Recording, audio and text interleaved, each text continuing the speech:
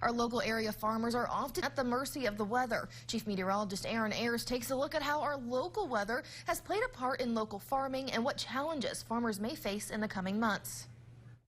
Local weather affects everything from your day-to-day to even agriculture, and we wanted to find out how are local farmers dealing with our local weather and changes that are to come as we go into a La Niña winter season.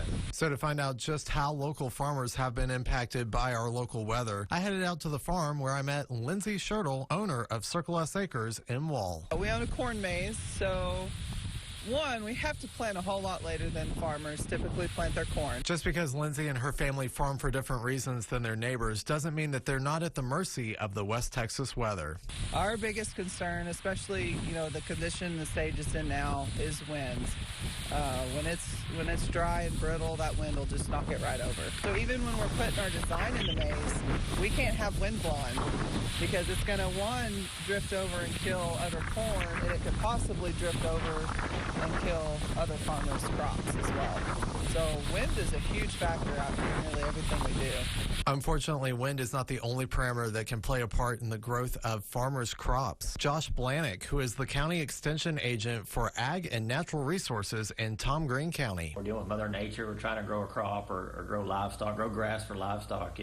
It's always a concern, and we're always curious, what the future holds. The thing is when you live in West Texas, you expect drought, and rainfall is always, beneficial. You prepare for the worst and appreciate the good times. In the spring, we really got some timely rains that came in through the summer and here into the early fall, which has really yielded well to a good grain crop. Our corn and sorghum did well, and then our cotton that's fixing to be harvested or in the process of being harvested has made a really good crop this year. While this year's growing season turned a good crop, there could be trouble for local farmers on the horizon. NOAA has forecasted a La Niña winter season, or a winter that is typically warmer and drier across our region. Stephen Harrison, the Science and Operations Officer at the National Weather Service office in San Angelo, Texas, says that these expected dry conditions during the winter months could carry over into the spring.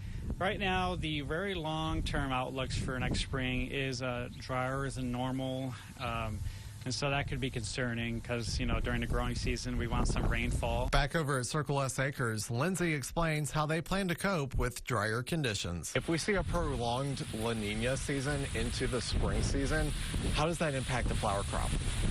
It'll be just the same as the corn. We'll have to pre-water our grounds and make sure that they've got the proper moisture inside just to help germinate the seed and help them grow. Meanwhile, Josh sees other ways that farmers may cope with a lack of rainfall. We're probably going to invest fewer inputs into it, knowing that yields are going to be reduced due to drier conditions. We hope that's wrong. We thought this summer was going to be dry, and it turned out to be a good summer. But we know long-term forecasts are hard to predict. For now, the forecast is not promising for local area farmers, with drier conditions expected in the coming months. For KSAN News, I'm Chief Meteorologist Aaron Ayers.